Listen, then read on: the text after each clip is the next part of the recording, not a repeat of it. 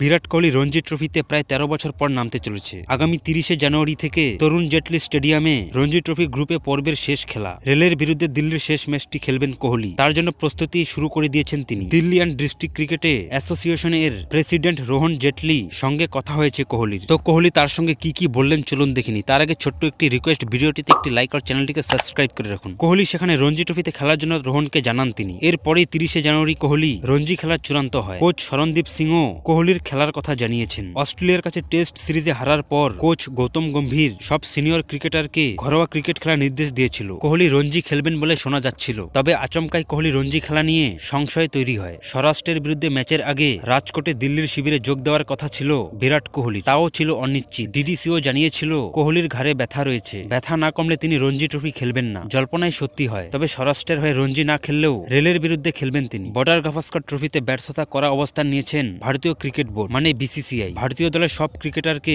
ঘরোয়া ক্রিকেট খেলার নির্দেশ দিয়েছে বিসিসিআই। সেই মতো শুভমান গিল, জসপ্রীত জয়সওয়াল, ঋষভ পান্ট নিজেদের রাজ্যের হয়ে রঞ্জি ট্রফির ম্যাচ খেলার কথা জানান। কোহলি প্রকাশ্য কিছু না বললেও দিল্লির ক্রিকেটের সংস্থার কর্তাদের ইতিবাচক বার্তা দেন। তাকে প্রাথমিক দলেও রাখা হয়েছে। তারপরে প্রকাশ্য আসে তার চোটের খবর। উল্লেখ্য, আগামী ২৩শে জানুয়ারি থেকে শুরু হবে দিল্লি সৌরাষ্ট্র রঞ্জি ম্যাচ। এরপর থেকে ৩০শে জানুয়ারি থেকে শুরু হবে রেলওয়েজ বনাম দিল্লির খেলা। এটি রঞ্জি ট্রফির গ্রুপ পর্বের শেষ খেলা।